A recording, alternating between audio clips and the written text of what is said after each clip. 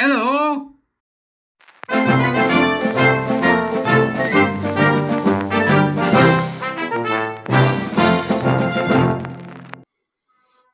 Beep, beep, beep.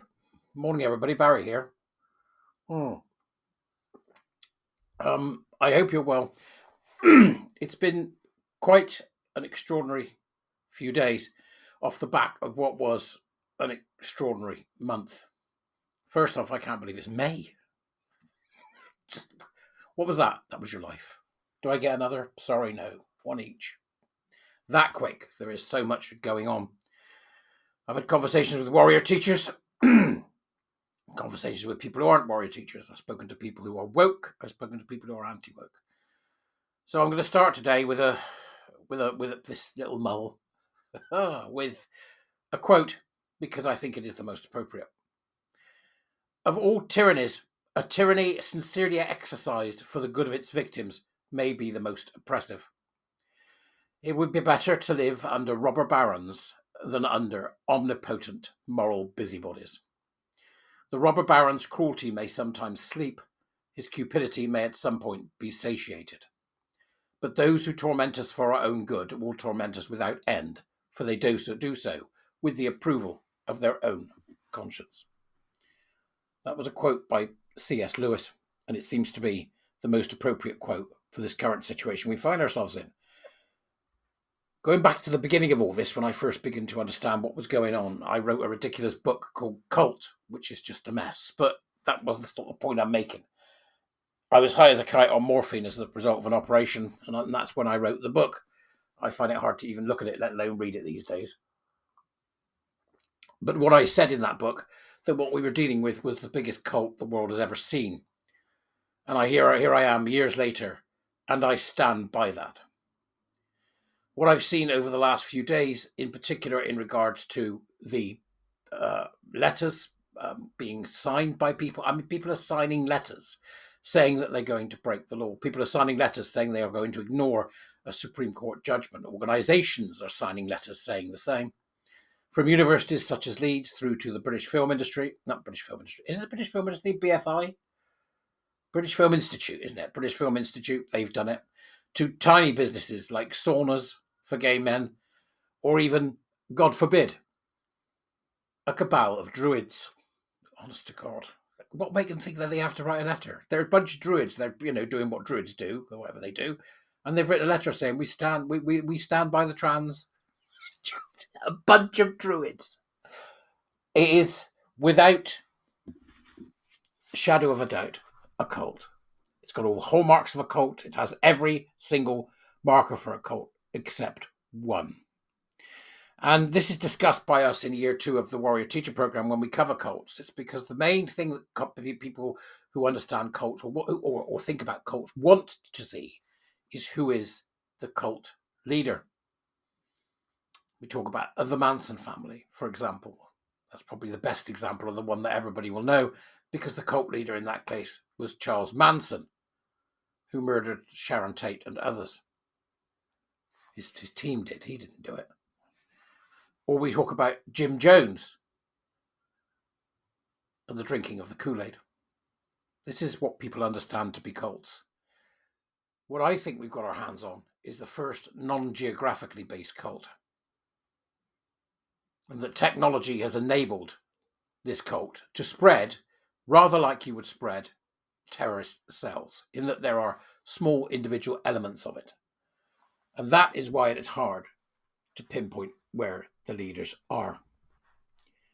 But they're there.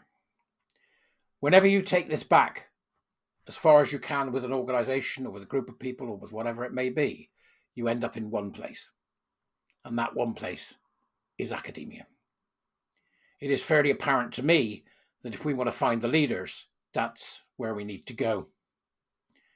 Seeing some of the universities coming out and saying we're going to ignore the law, seeing academics wibbling on about men being women as if it's real, this kind of thinking seems to be embedded in academia far worse than anywhere else. And that manifestation of that root cause can be seen clearly in, for example, teacher training colleges, but particularly in the public sector.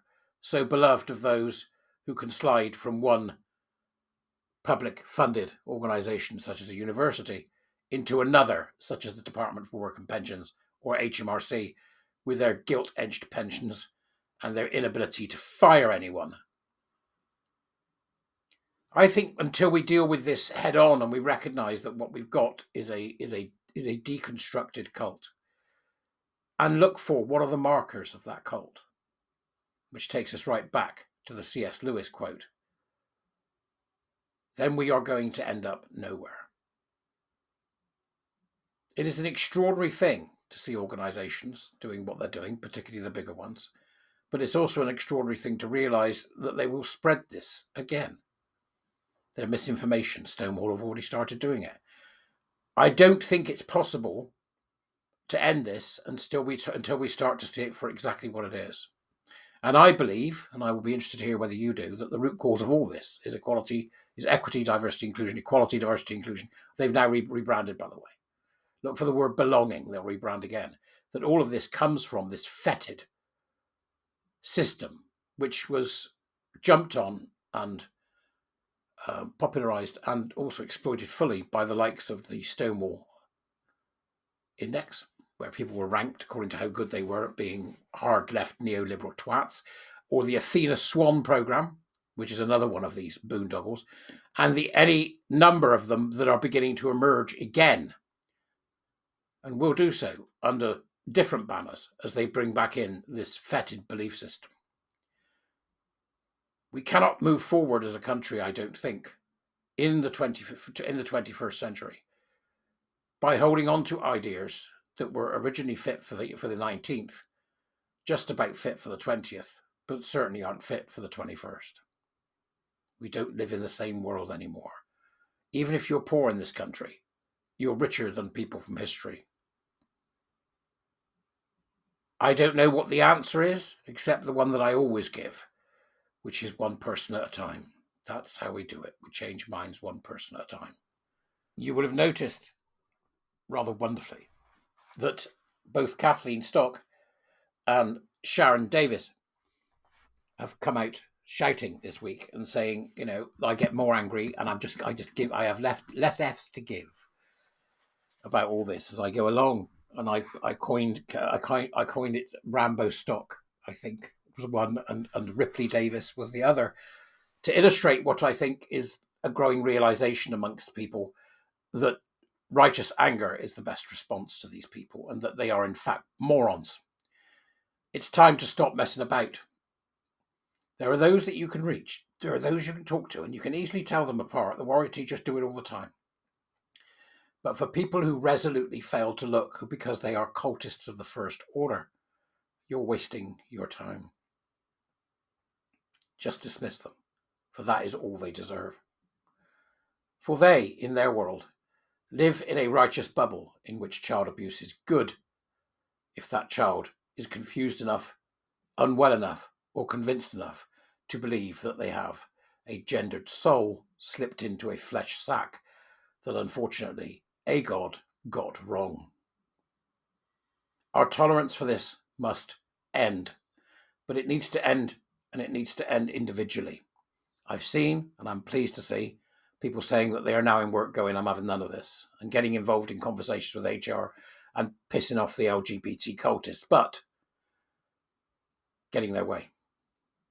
I know it's hard if you've got to worry about your own financial situation, then that's really difficult, and I understand that. But until we face this and tackle this head on individually and take responsibility for ending this revolting cult, I think that we'll be doing this for a very, very long time indeed. But that's just me leaving with you some stuff to mull, all right? I'm so bloody tired, aren't you? I'll see you later. Bye-bye.